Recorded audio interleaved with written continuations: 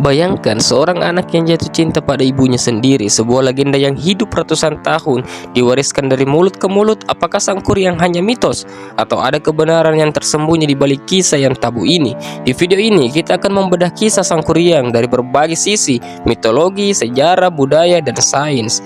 Dan di akhir nanti kamu akan memutuskan sendiri apakah legenda ini mitos atau fakta. Kisah ini bermula dari Dayang Sumbi, seorang wanita cantik dan pintar yang hidup di sebuah hutan. Ia memiliki seekor anjing yang setia bernama Tumang. Karena kesalahan kecil, Dayang Sumbi bersumpah akan menikahi siapapun yang mengambil jarumnya yang jatuh. Dan ternyata yang mengambil adalah Tumang, yang sebenarnya adalah titisan dewa. Dari hubungan ini lahirlah sang kuryang tanpa ia tahu siapa ayahnya. Waktu berlalu, sang kuryang tumbuh menjadi pemuda gagah. Namun dalam suatu perburuan ia membunuh Tumang. Dayang Sumbi yang murka memukul sang kuryang dan mengusirnya. Bertahun-tahun kemudian mereka bertemu kembali tanpa saling mengenali. Sang kuryang jatuh cinta kepada ibunya sendiri. Ketika Dayang Sumbi menyadari siapa pemuda itu, ia mencoba menggagalkan pernikahan dengan syarat mustahil, yaitu membuat danau dan perahu dalam semalam. Sang kuryang hampir berhasil, namun Dayang Sumbi mengagalkan usahanya dengan tipu daya. Marah, sang kuryang menendang perahu itu hingga terbalik, dan itulah yang dipercaya sebagai Gunung Tangkuban Perahu hari ini.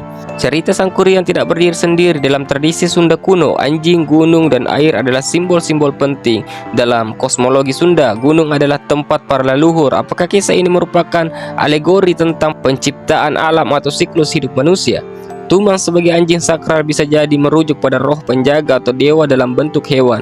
Dayang Sumbi melambangkan bumi dan kesuburan, dan sang kuryang adalah manusia yang berambisi menantang takdir. Cerita ini bisa dipahami bukan hanya sebagai kisah terlarang, tapi juga pelajaran tentang batasan manusia dan siklus kosmos.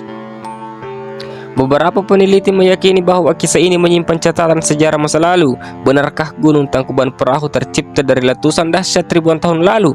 Gunung Tangkuban Perahu adalah gunung berapi aktif. Jejak letusan purba bisa jadi direkam dalam bentuk cerita rakyat. Dalam banyak budaya, bencana alam sering dijadikan narasi mitologis. Penemuan arkeologi di Jawa Barat juga menunjukkan peradaban kuno yang kompleks. Apakah kisah ini juga bentuk rekonstruksi ingatan kolektif terhadap bencana besar?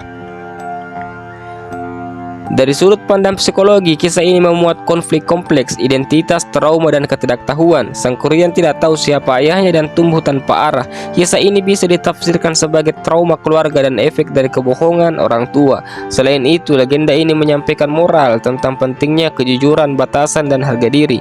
Dayang Sumbi bukan hanya ibu, tapi simbol peringatan bahwa kebenaran tidak boleh disembunyikan. Gunung Tangkuban Perahu sendiri adalah hasil letusan purba dari Gunung Sunda Tua. Danau dan aliran sungai yang disebut dalam legenda memang nyata. Perahu raksasa dalam cerita bisa jadi metafora geologi. Dari citra satelit, bentuk Gunung Tangkuban Perahu memang menyerupai perahu terbalik. Apakah para leluhur sudah memahami gejala-gejala alam dan merekamnya lewat cerita? Menariknya, kisah serupa juga ada di banyak budaya lain. Misalnya kisah Oedipus dari Yunani, seorang anak yang tak sadar membunuh ayahnya dan menikahi ibunya. Di Jepang, Taro Urashima juga berinteraksi dengan makhluk sakral dan waktu yang misterius. Ini membuktikan bahwa kisah sang kuryang mungkin adalah bagian dari pola naratif universal tentang takdir, larangan, dan konsekuensi. Dalam perjalanan waktu, kisah sang kuryang berkembang dalam berbagai versi. Beberapa menyebutkan sang kuryang berasal dari kerajaan tertentu. Ada yang menyebut Dayang Sumbi sebagai dewi, ada juga yang menjadikannya manusia biasa. Ini adalah bukti bahwa legenda adalah makhluk hidup, terus berubah mengikuti zaman dan menyesuaikan nilai-nilai masyarakat. Beberapa budayawan percaya bahwa sang kuryang hanyalah mitos pendidikan, namun ada juga yang meyakini bahwa ada tulang-tulang fakta di baliknya. Peneliti Sunda seperti Aji Prosidi dan lainnya telah menuliskan interpretasi mereka dalam buku dan diskusi budaya. Lalu, bagaimana sebaiknya kita menyikapi legenda ini? Legenda sang kuryang memang memancing kontroversi, kisah cinta terlarang, kutukan, dan kegagalan. Tapi lebih dari itu, legenda ini adalah cermin budaya, cara orang Sunda menjelaskan dunia, alam, dan moral. Kita boleh percaya bahwa ini hanya dongeng, atau justru menyadari bahwa dongeng terkadang menyimpan kebenaran yang tak bisa dijelaskan dengan kata-kata. Pada akhirnya, mitos dan sejarah bukan untuk dipertentangkan, tapi untuk kita pelajari agar kita mengenal siapa diri kita dan dari mana kita berasal. Dan kini setelah semua fakta dan kisah ini, menurut kamu sang kuryang mitos atau fakta?